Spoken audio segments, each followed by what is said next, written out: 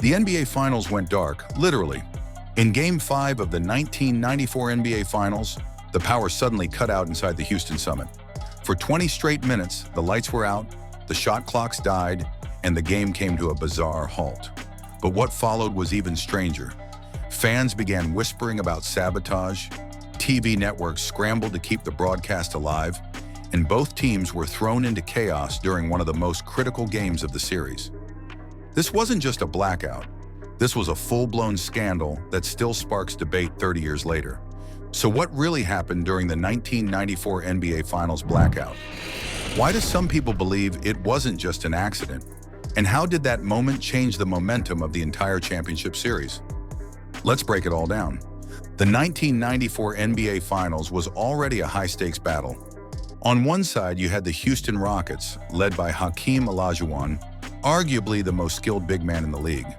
On the other side, the New York Knicks, led by Ewing, were trying to bring a title back to Madison Square Garden for the first time since 1973.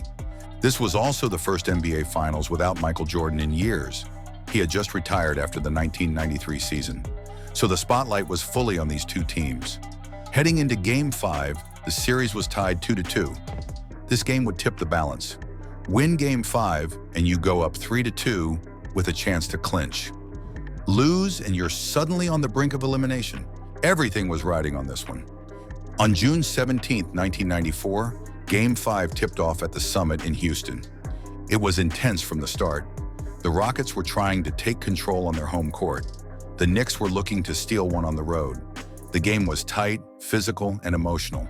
And then, without warning, the entire arena went black.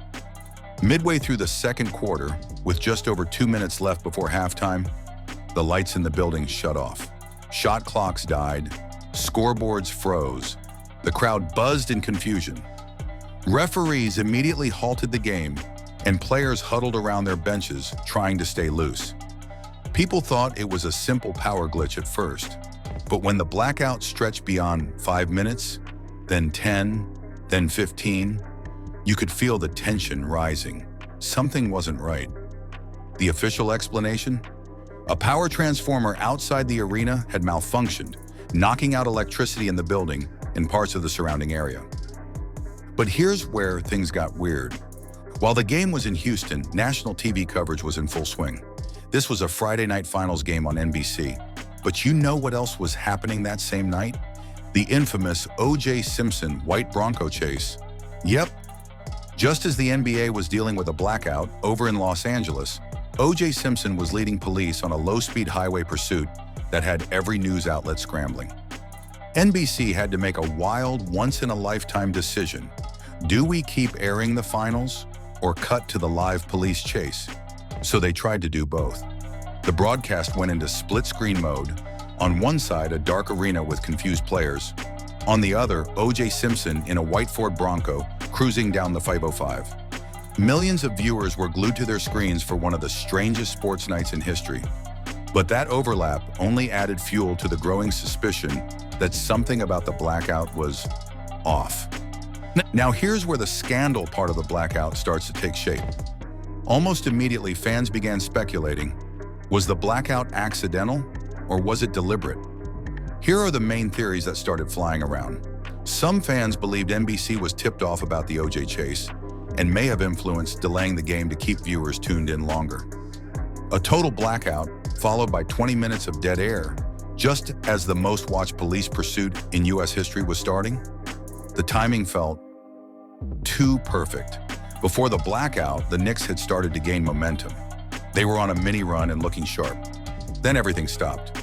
The 20-minute delay cooled them off, and after play resumed, Houston went on a run of their own. Knicks fans speculated the blackout helped the Rockets regain control.